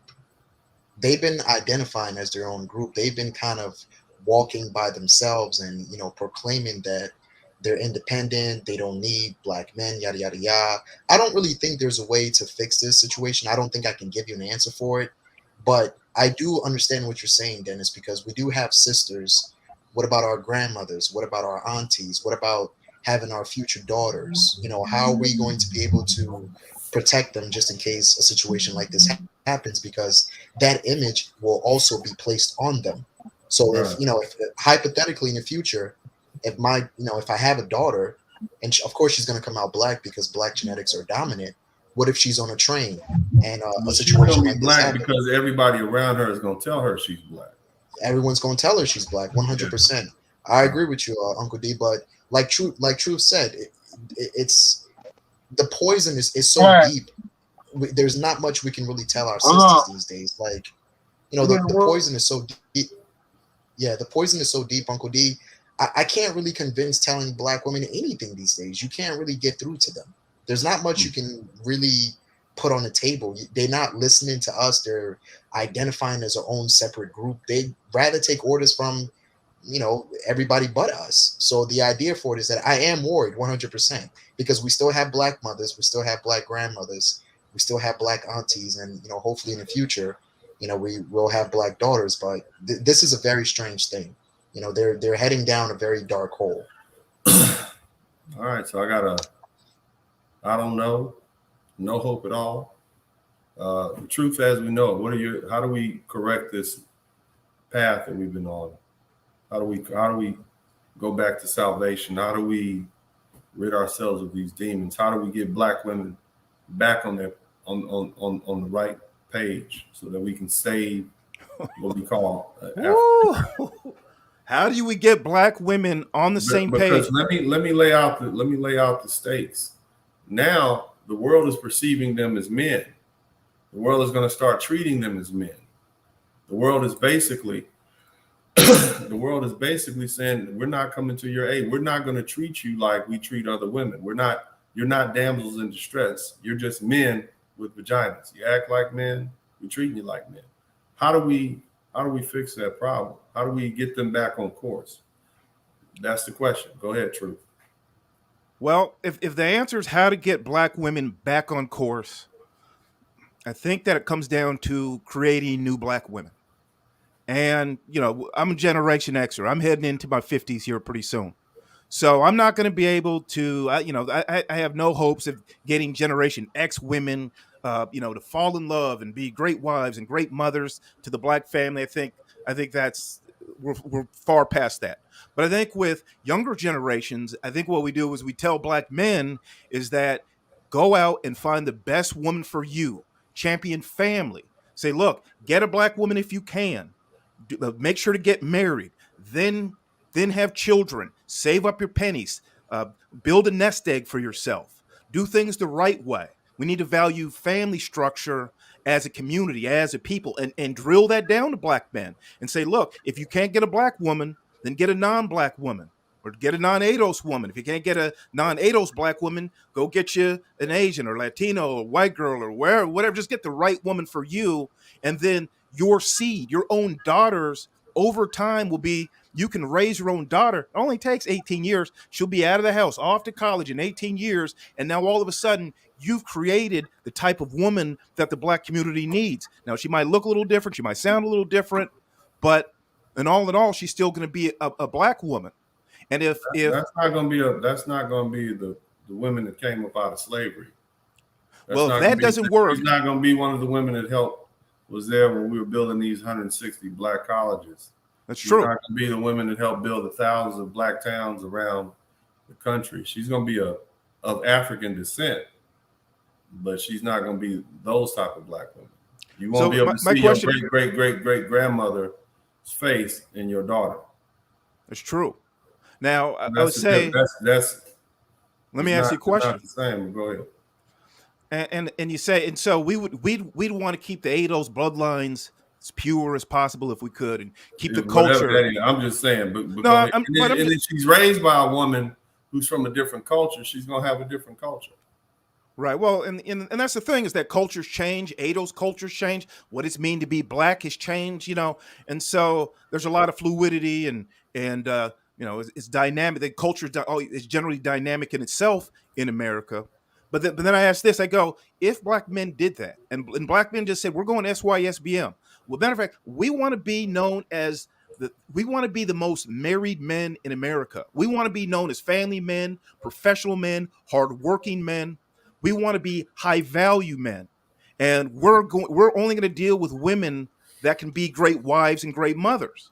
And if we can't get ADOS women on board, then we're going to find other women. And it's not necessarily that we want to do it, but we promise ourselves that that's what we're going to do. And the threat of that, if the threat of black men saying we will happily and quickly find other women, if that doesn't motivate those black women, then I don't know what else ever would. Well, so I appreciate you guys. Thank you guys so much. First of all, hit the number 1 button. I want to thank everybody for coming in today. Hit the number 1 button. Let me know you're here. Do it for the algorithm. That's the first thing. Second up, the first thing that we have to do is undo the damage that we've done. What do I mean by that? I hinted at it earlier. We've lied to black women. We told them that they can do no wrong. We've called them queens and empresses, despite the fact that they've been horrible mothers, some of them, despite the fact that they have literally rolled around in the drug money and the crime money that we've generated. They've indulged in some of the debauchery. We've lied to them. Instead of being our better half, they've been our codies. And so what we have to do, brothers, is we first of all have to be men, and we have to stop lying to them about their behavior. Now, whether you agree with Mr. Kevin Samuels or not, he was brave enough to begin to speak the truth to women. Now, if you had 22 million black men speaking that same truth to black women every day, they would soon correct themselves. Why do I say that?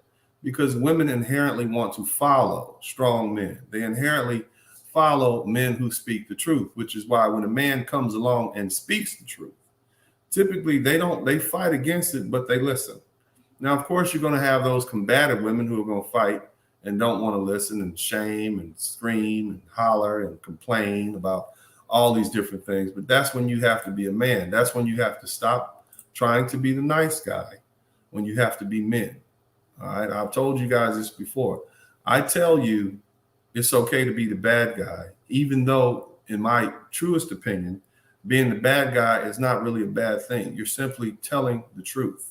That's what you're doing. Be honest with these women. You are overweight. You are masculine. You are combative. You say you're strong, but in reality, you're just rude, ignorant, and disrespectful. That's what you have to tell them. Stop just leaving them alone. Tell them, tell your mothers, tell your daughters, tell your nieces, tell them about themselves everywhere they turn, no matter how much they scream and holler and say, oh, you hate black women, you hate us. You keep telling them the truth, because the truth that you're telling them will save their lives. If you truly love black women, you will speak the truth to them. Whether it's your mom, I don't care if you're not married to a black woman at all. I don't care if you don't have, I don't care if your woman is white as snow or Latino or Asian. If you have a mother, then you have a job to do. If you have sisters, then you have a job to do, because what's happening is they're headed over a cliff and they're going to die. And the rest of the world is going to sit around and watch them die. And then after this, that's it. And see, what we have as a racial identity is going to end, as the brother told you. When we start marrying out as a group, the children that are being raised by these women from these different cultures are not going to have an ADOS culture. They're not going to have, even if you marry a black woman who is from the motherland, she's not going to raise her children to be African American. She's not going to celebrate the same holidays in the same way. She's not going to have that heritage. All that'll be lost. But then again, maybe that is what it's supposed to be. Maybe this culture that we have should be lost in time. Maybe inevitably that's what's supposed to happen. Maybe so. Maybe it's expired. Maybe the time is up. Maybe it's time for a newer, more enriched, a newer, healthier culture to take over. Maybe that's true. Maybe I'm wrong. I don't know.